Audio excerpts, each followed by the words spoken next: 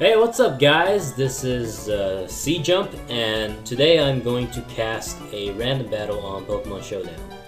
And this was a pretty funny match, at least in my opinion, because it goes to show you how you can get fucked pretty hard in random battle. And of course, the random part of it has to do with hacks. I mean, not hacks in so much as, like paraflinch hacks, or, like focus miss, hitting or missing, depending on what side you are. It's the hacks of you getting a Kakuna or something like that. And this match was a little bit more complicated than that, but we'll take a look. And I'm gonna set it to really slow, and let's get started. So I am C-Jump, and I don't know why this always has me be the enemy. I don't know, but it's not that big a deal. But I think eventually I'll need to figure out how to switch sides. And so he opens up with Ninetales, and of course your lead is not. You can't decide who your lead is. And I'm a Rapidash, so I'm fine with that. So, and I'm fine with the sun being up. And I flame charge, just to get my speed up, not necessarily do damage.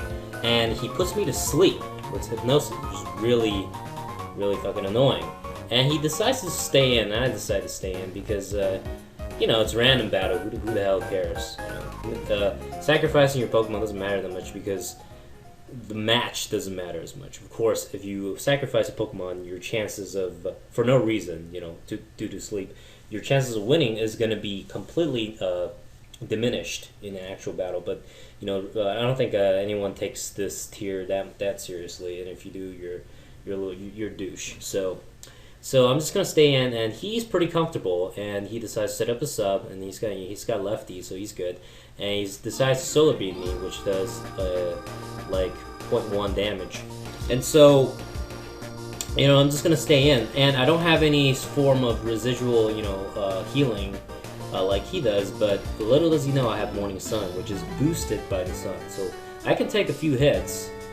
Quite a few hits before I use that to completely waste pretty much all of the turns that he've spent. So it says Fire Blast. Okay, Fire Blast hit, and I get a Flash Fire, so you must have forgotten about that. So now I'm in the sun, I have Flash Fire, so and I have Stab Fire Move, so I'm pretty good to go. And he does not want to switch into anything and to take that fire hit. And I guess the animation on the Showdown is that when you miss with a fire attack, I'm guessing what it is that when it did no damage, it showed the missing animation, but I think it hit. That's why I got Flash Fire in the first place. And so we're having a hypnosis war here, and I'm not getting lucky with these stupid hypnosis. What's the plural for hypnosis? And he gets me off again, hypnosis side. And I'm just kind of mad at this point because I'm ready to go. I got Flash Fire, Sun, 2.5. How many boosts is that? That's like 3 speed boosts, I think. And he does not want to leave. He does not want to leave. I don't want to leave either. So this is a match of seeing who is the more stubborn trainer. And he's just gonna sub up, which prevents me from putting him to sleep when I do wake up. So I'm gonna have to break the sub. And I think I'm at a point where I can break this up in one hit with the Flame Charge. It does about 30 at this point with Flash Fire and the Sun. And I have another move, which is Mega Horn, which only does 21% damage, which wouldn't have broke the sub. And it also has 85 accuracy, so I'm not going to use that move anytime soon, despite the fact that he resists Flame Charge. So we're just having a blast. We're just having some nap times over here. Nothing's going on at this point. And I'm trying to put him back to sleep again so he doesn't sub up or do anything stupid, something cheesy like that. And he's just going for the solar beam because he realizes that he can heal up faster than I can deal damage, and I'm not healing. But little does he know that I have Morning Sun. And Morning Sun usually is not a viable strategy, kids, because of the rampant rain that's running in the various tiers. Well, I guess OU. I don't play that much other than OU, and I would like to. UU, I do play UU sometimes, but I'm just not too familiar with the metagame, and I don't like change. So yeah, that's one of the characteristics of me that I wish I didn't have. But I think if I want to make this channel more exciting, I'll have to do the other tiers, and definitely balanced hack mods. That shit is really fun. And if you're on Showdown, or if you're just into Pokemon, you're kind of intimidated by hack mods, you don't know what it is.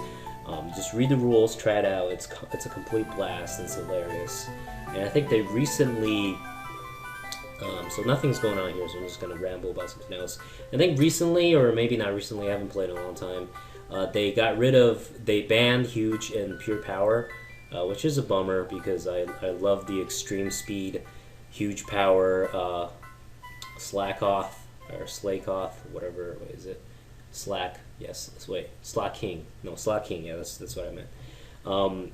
Because that, just think about the implication of that for a bit. So Hackmon is basically you have a Pokemon and you can give it any ability that exists in the game, and you can give it any move. So everyone's a Smeargle with 255 EVs in every, that's legal, so that's standard. So everyone's going to be pretty bulky. So you have 255 EVs in each stat, and so basically what it comes down to is your creativity. And using the best Pokemon in terms of typing and stats, because anything that fills a niche in the metagame will be completely useless in that tier, because anyone can do any move with any ability anyway. So you obviously want the Pokemon with the best stats.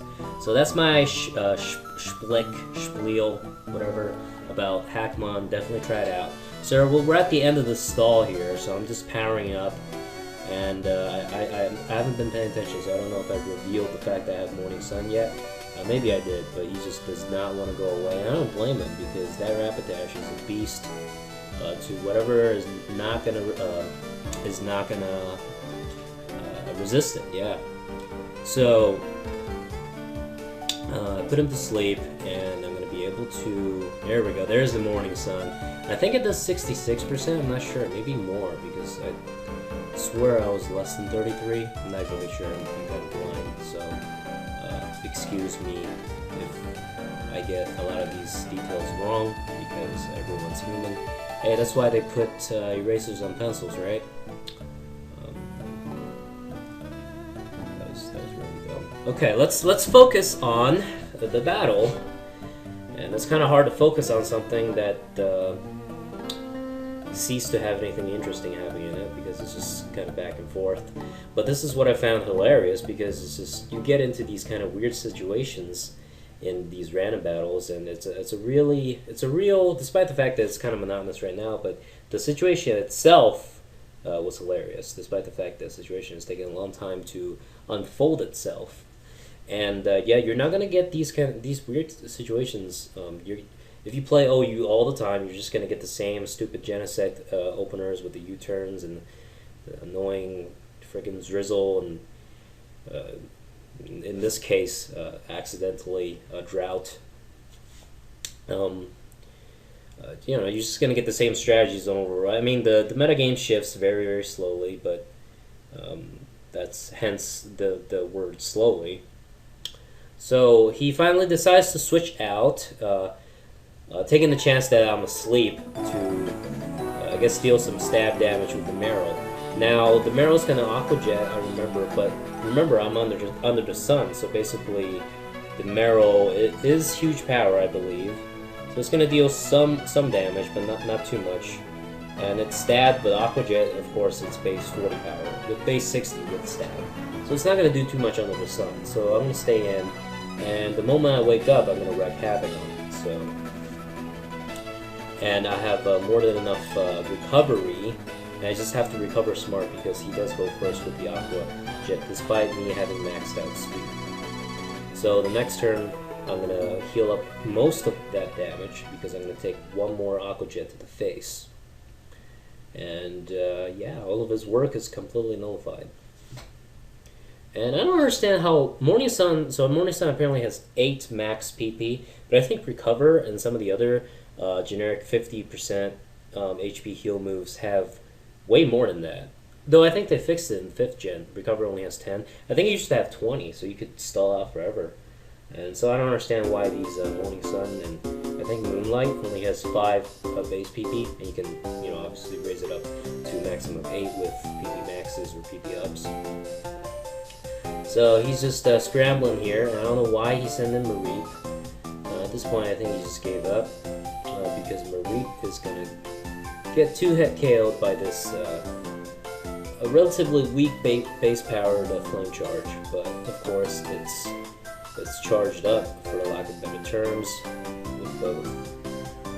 I've been mentioning that a lot, but it's just sick. You know, Flash Fire and Sun makes this Rapidash a pretty sick Rapidash in my opinion. So right here he's gonna have a Tentacool, which is gonna be a problem because he will get a Toxic off. Thankfully I got that crit, and that did matter in terms of I think I was able to get rid of it. If I didn't, you know, crit, I would have to 3-hit KO it, and you know, stuff would have happened with Toxic. You know, more turns is always good for the Toxic giver. More turn wasted, but I am able to get rid of this this Tentacool with another Flame Charge. So what does he have installed for me next?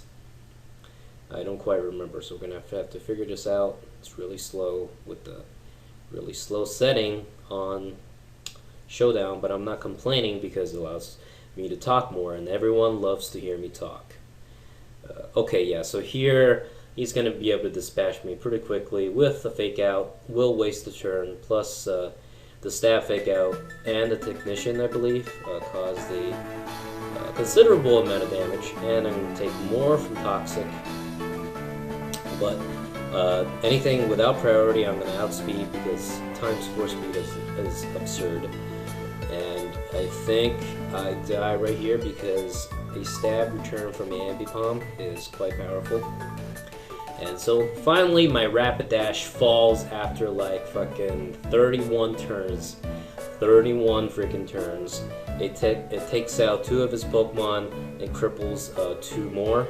And here is my Jump Fluff, which also takes advantage. I think 100% my team benefited from his drought more so than him. That's real statistics, kids. And of course, Jump Fluff is now speed. Is probably even faster than the fucking. I told myself not to swear, but I am a potty mouth. Excuse my language, but I think I'm just gonna have to rebel it. I'm just gonna have to. I don't know. Use it to my advantage. So anyway, here, Jump Fluff, I was about to say my Jump Fluff is probably faster than even my Rapidash was at this point. And I get a Ice Beam to the face right here. I remember exactly how painful that was. Or no, Ice Punch. Quad damage. Jump Fluff is not going to be able to withstand that by any means. And it goes down in 1 hit. So Jump Fluff didn't do too much, but I'm going to be able to secure a win with the superior, contrary superior with Leaf Storm. It's going to be the 1-hit KO this Meryl and get off a nasty Claw on the same turn. And the Life Orb damage is just overkill. So his Meryl dies in 1 turn from that blast in the face with some of those leaves. And to the bad luck of my opponent, Asdfth, I am able to get off another boosted Leaf Storm, which secures me the win, and it was a GG in a funny sense. And hope you guys enjoyed this video, and I will see you guys next time.